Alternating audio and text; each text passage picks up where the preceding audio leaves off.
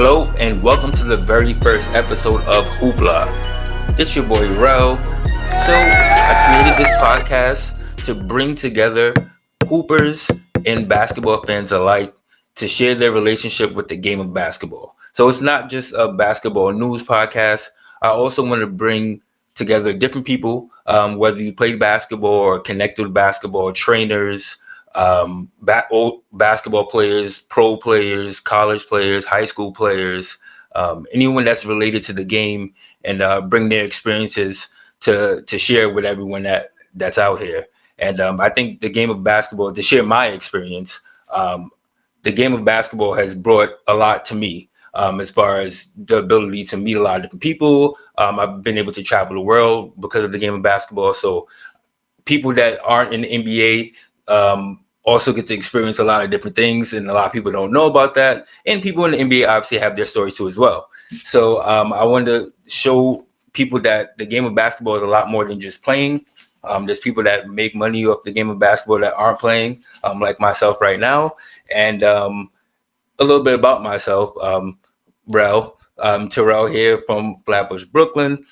Personal trainer, so I used to play basketball in college, small Division II. Shout out to Franklin Pierce.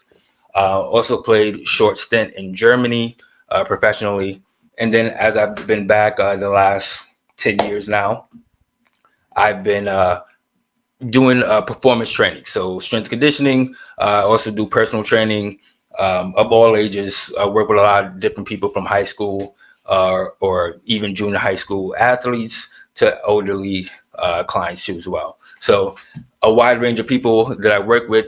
I've always been connected with the game of basketball. I've always found jobs in the game of basketball. I also do clinic. I'm a clinician with the Brooklyn Nets too as well. So I've always been connected to the game, and I've always found ways to be around it, even if I don't play, and I haven't played in a minute. But that's for another time.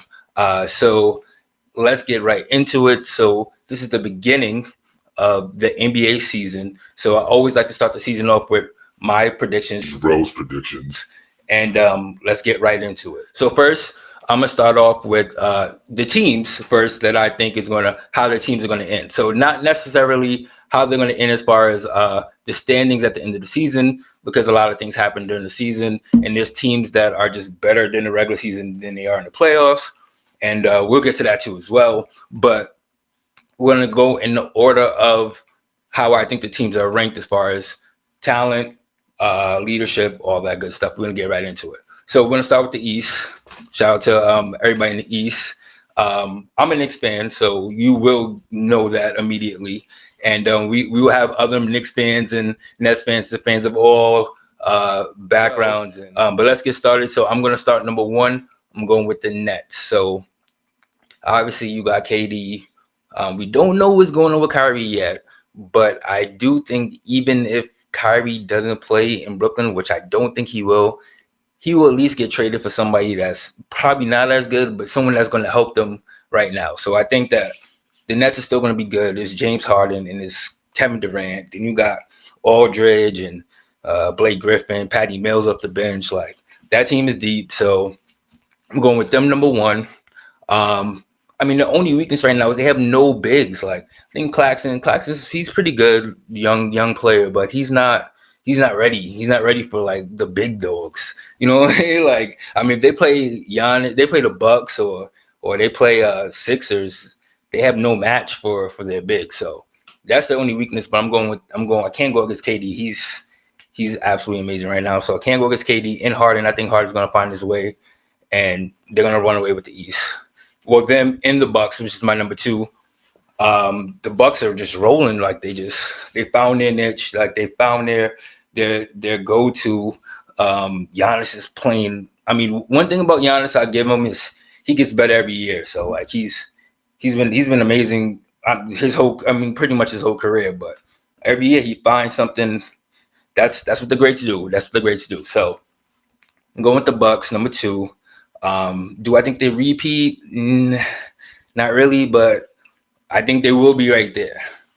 And then number three, I will go with the Miami Heat. So Miami Heat, obviously they went to the championship two 2 seasons, well, a season before this one. So they're still up there, but they kind of was slept on. They got beat by the Bucks. Bucks, they wanted their revenge. They were better last year. They handled their business. But I think the Heat are going to be three. They added Kyle Lowry, who's just a dog, and they added PJ Tucker, who's a dog that got sneakers. Like, he's a dog with a crazy collection. So that whole team is already real. They're going to be even realer.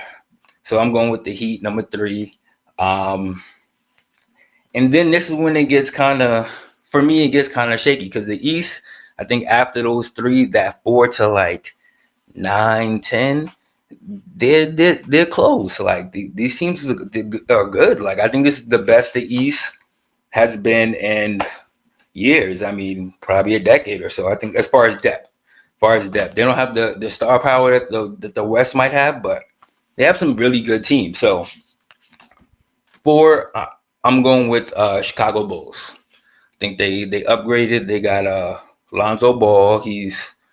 I think he's going to do really well in the East. Like he's very underrated. He's up there in my top 5 underrated. We might get that. We might get to that at a later time. But yeah. So Lonzo Ball. Zach LaVine is getting better every year. I wasn't a Zach LaVine fan at first, but he gets better. Like he gets buckets. He can shoot. Like he can do. He's athletic. Like, and then you got DeRozan, who brings that veteran leadership. Like he could come in. He could get his buckets. He got the mid range going. They got Vucevic, I think he's top 5 centers, top 5 types, top 6. So he's real. He could get buckets on his own. They have a full squad. They got Kobe White off the bench. Yeah, they got Wendell. They have a solid team. So I'm going with them. I'm going with them 4. 5. I'm going with my Knicks. Just being realistic. I feel like we're gonna be right there. We were 4 last year. We upgraded. We got Kemba. We got Fournier. We got a year experience. Like I think it's our time. I obviously we fell short last year, but I think that this team might end lower as far as their rankings at the end of the season because they were 4th last year. So not sure if we're gonna get to the 4 again. But I feel like our chances in the playoffs are a lot higher than last year. Like we got scorers, we got closers, which we really need. We got people that can get to the rack. We got Kemba. Like, come on. We got D Rose up the bench. Like, nah, we got a squad. We got IQ. Got some young players. Obi, hopefully, come through. Randall's been killing. So, nah, I'm going with the Knicks solid at the 5.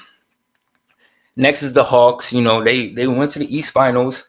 I give them their credit. They bust our ass. Like, I get it. Hawks they could be right there too. That's why this is all tough. This is all pretty tough. I think all these teams could go. They could be 4 to like that 8, 9. So I'm going with the Hawks just because to pay homage. Trae Young has been playing really good. I think they have a really good young team. Like I think they have a good mix of. I think Chicago has the best mix of. Well, I think Golden State has the best mix of young, and we'll get back to that, but younger and older players, like the best combination. And then Chicago, and then I would probably say the Hawks.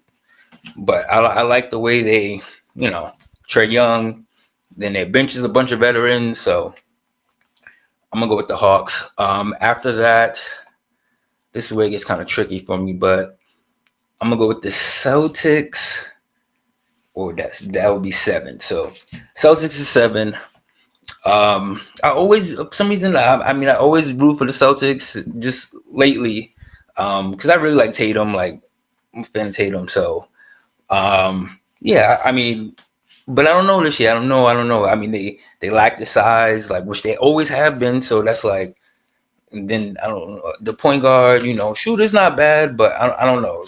It just depends. I mean, I think Jaylen Brown's gonna have a hell of a year. Tatum as well, so they could climb too. Like, but there's only but so many spots. Like, so 7, and then the 8th, Sixers.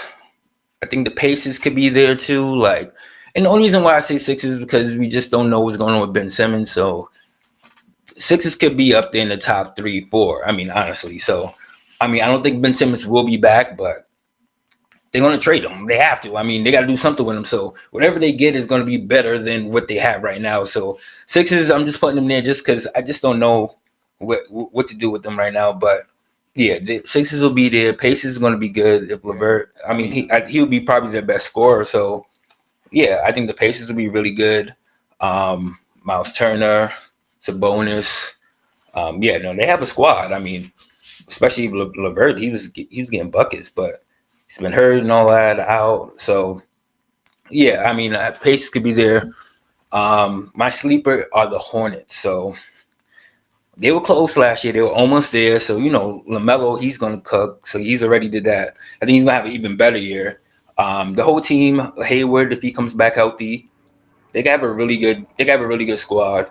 Yeah, they could probably sneak in too. It's just gonna be tough. There's only 8 spots, so that's the East for me. Um, Next is the West. So the West is tough, but I'm going with the Lakers. I mean, Bron, AD, come on, Westbrook. Nah, I can't. I mean, I feel like they might start off a little slow just because especially with Russ, like he got to figure shit out. He always starts off slow, like no matter what team. So I feel like he has to figure that out. Then once he has to figure out with Braun. Then he has to figure out with AD. Then it's a lot. It's a lot of pieces. But at the end of the day, it's still Braun, AD. If they're healthy, gotta go number one. After that, this is where it gets kind of tough. I think that for the West, the top gets pretty tough because it could be about like 4 or 5 teams. So I'm gonna go Warriors. I don't know if they'll end in the top two as far as the end of the season, but I have them going to the Western Finals.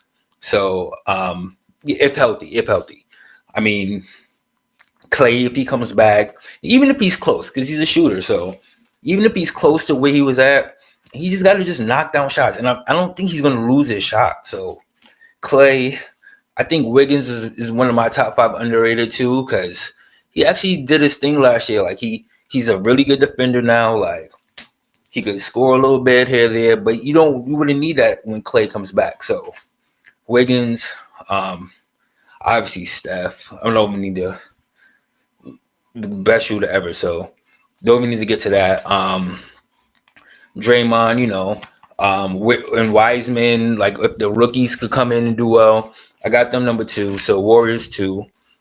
3 would be Nuggets, just because they always find a way to be in that top 3 now. Like I don't know, Jokic MVP, he's ridiculous. Hopefully they get Murray back. If they get Murray back, they could easily be top 3. And that's what I'm going. I'm going off of everybody's back, playing close to where they were before. So Nuggets 3, 4 Suns. They went defending Western Conference champions. So Suns 4. Chris Paul. I think he's gonna be up there, try to get in that MVP. He's a bucket. He's only getting better every year. So therefore, 5. I'm gonna go with the Jazz. Donovan Mitchell. He's been ridiculous. Like he's actually been ridiculous. So I like the Jazz. I mean, I think the Jazz, they could end higher because what were they? I think like in the top 2, top 3 last year. So they could, but I don't trust them to playoffs so much. So that's why I got them at the 5. So Jazz 5, 6 the Blazers, just because it's like they didn't really add anyone. Like the thing about the Blazers, I think that Lillard is like he's dedicated to being there. So hats off to him for that. But at some point you gotta win out. Like at some point you're gonna win out. So and it's like you gotta give me help. Like it's like with Giannis. Like Giannis, before last year he's like, let me get some help. Like Middleton is good, but I need some help. And then they wind up bringing in PJ Tucker and Drew Holiday, and then they win the championship. It's like you don't got to bring in Jordan, but you got to give him somebody. And then they didn't bring in anybody. Like it's like who is he supposed to win a championship with there? It's like, and I like the players they have. Like CJ, I think he's a bucket, but he needs help. Like he needs help. Like can't win a championship like that. So Blazers, what is that? 6, Mavs 7. just because same thing. Mavs same thing as Blazers, but their roster to me is worse. It's the Mavs right now. I think it's just like um, Luca, obviously, who's ridiculous. Um, Finney Smith, and then it's like the 2017 Knicks. It's like Frank, Trey Berg, it's Tim Hardaway, and it's like, I mean, they're not bad. I mean, I like Tim Hardaway Jr. I don't think he's bad. I mean, Porzingis when he's playing, he's not bad. But for Luka to really do his thing, the West, you need better players, and that's just a fact. And then I got Clippers at the 8. So Clippers at the 8 spot. Um, just because Kawhi is going to miss most of the season, and if he's back, they could easily, because I think the Clippers, if Kawhi wouldn't have got hurt in the playoffs last year, I think the Clippers would have won the entire playoffs. That's that's neither here nor there. But yes, I mean, but Kawhi, it just depends on where he's at. And then my sleeper team for the West are Minnesota. So Karl Anthony Towns, I think this is his year to really like make a stamp on the league type of thing. This is the first time that like him and D'Angelo Russell are actually like starting a season together and actually playing together. I think they played like only a handful of games in the last 2 seasons together. So it's the first time they can actually see if it works. And then like Anthony Edwards, you got a bunch of other young guys. I think they have a chance to probably sneak in there. I'm not sure. I mean, I think I like the Kings too, but yeah, the West is just it's too much greatness there.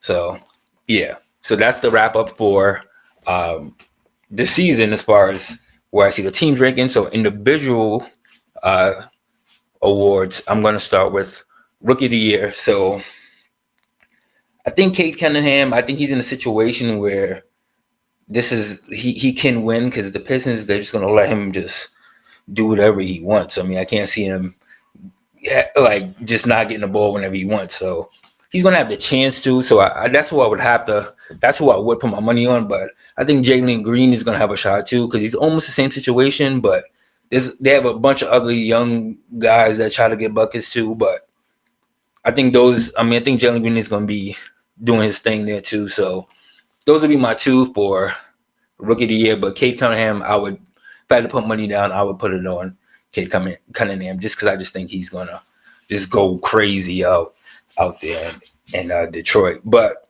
one of my sleeper rookies is Davion Mitchell. So I watched him in college, and he's just a dog. Like I just a player that I like to watch. I mean, I don't know if he's gonna be Rookie of the Year because it's right now the Kings love guards. Right now they got like 18 guards that are all really good. So yeah, I'm not sure how that's gonna work as far as minutes, but that's my sleeper for the rookie.